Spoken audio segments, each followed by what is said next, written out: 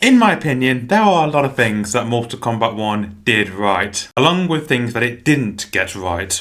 In this video, I wanted to go over my personal picks for do's and do nots for the next installment in the Mortal Kombat series. And yes, I am aware that the next game NOS will release will probably be Injustice 3, but personally, I think the game after that will be MK2 or Mortal Kombat 13, depending on what the hell they want to call it, rather than them releasing two Injustice games in a row. Again, yes, I realise that there were two Mortal Kombat games in a row, but when it comes to Injustice, if you want more content out of those characters, you have comics, multiple TV shows and movies to pick from. Meanwhile, for more combat characters, you practically only get the games, one live action movie series, and they've ended their animated movies, so you don't have many options in order to engage with Mortal Kombat characters when compared to DC characters. So for that reason, I just generally believe that MK2 will be the next game after Injustice 3. And with that out of the way, let's start this video off with do remain in Liu Kang's timeline. Now, the first game, in my opinion, has done a very good job in reintroducing characters to the series, along with having multiple stories that NOS can expand on in the next game if they choose to remain in Liu Kang's timeline. I personally believe that many fans enjoyed the new take on the characters along with the new story beats that they added when it was just in Liu Kang's timeline.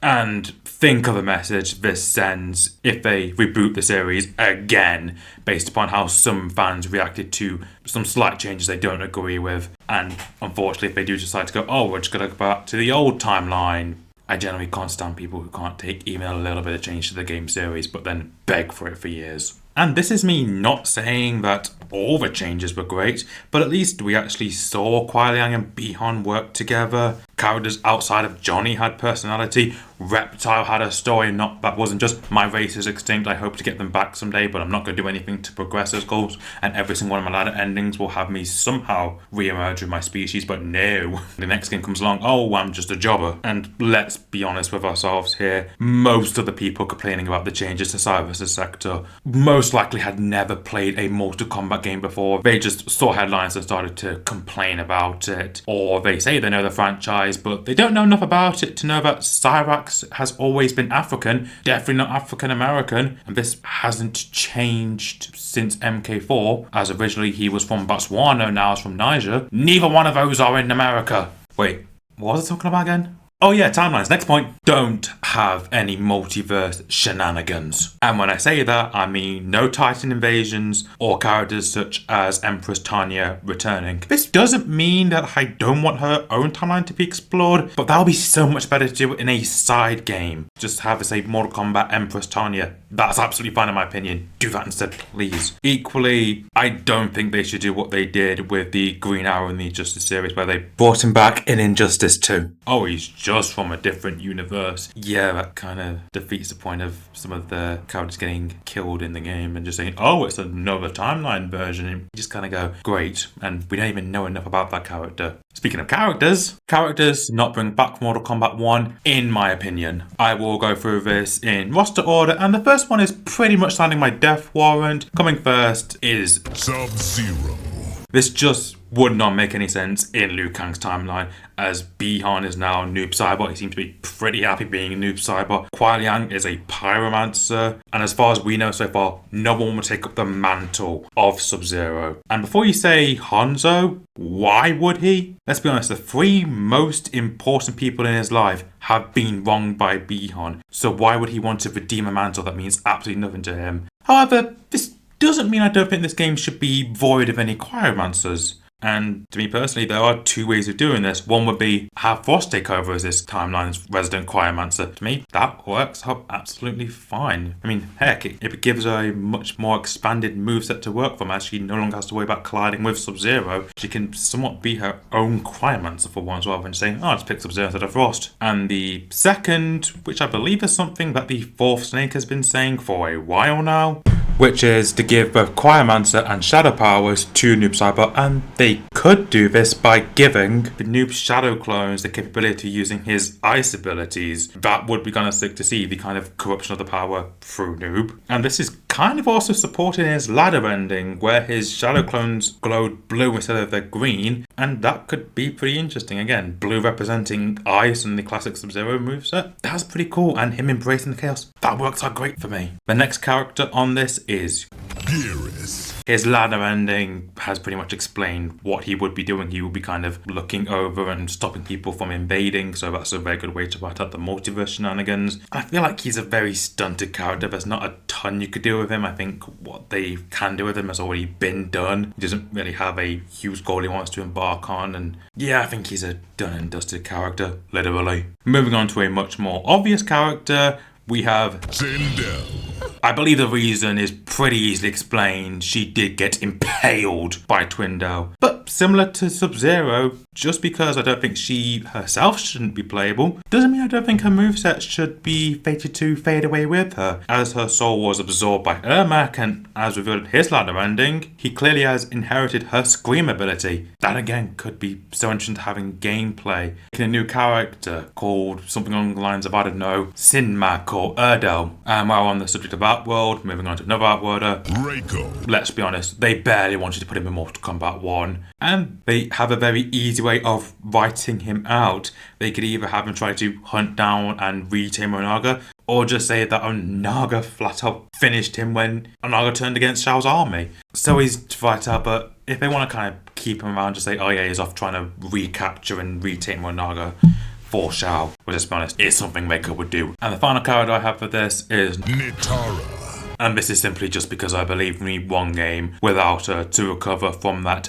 dismal voice acting performance from Megan Fox. Just one game break and then bring her back from the voice actress, please. There's quite a few things I think you can do with the Paternians, just not with Megan Fox. Moving on to things I think that they should do with characters. One would be to introduce brand new characters. That could be cool. Expand on background characters such as Harumi and Hanzo. I mean, heck, Hanzo could possibly even be the Tremor of this timeline. That could be very sick to see with like a good foundation of the Shiryu, but he has this rage which allows him to have the lava abilities of Tremor. That could be sick. Another character would be Raiden's sister, and seeing whether or not this is just Liu Kang's version of Fujin, or does she have her own abilities outside of weather powers? And something else I would like to see is for them to add new species, and they have the perfect reason why they weren't in there before. Just literally say that Shao Kahn kept on wiping these species out as they wouldn't join him, and possibly after Natara's betrayal he wasn't taking any chances, so he just went to the whole lot if they didn't bend the knee immediately. But not everything can be newer in the game, so let's talk about characters I think should be in the next game that worked in Mortal Kombat 1. I have Jax, Jade, Kung Jin, Hotaru, Kentaro, Serena, Onaga, Eren Black, Sonya Blade, and Kano. I know there are a lot of people who say, oh, what's a Mortal Kombat game without Sonya and Kano? But do they realise the fact that they're talking about this second game in the franchise where they're ironically listed as cameos on the wiki? That is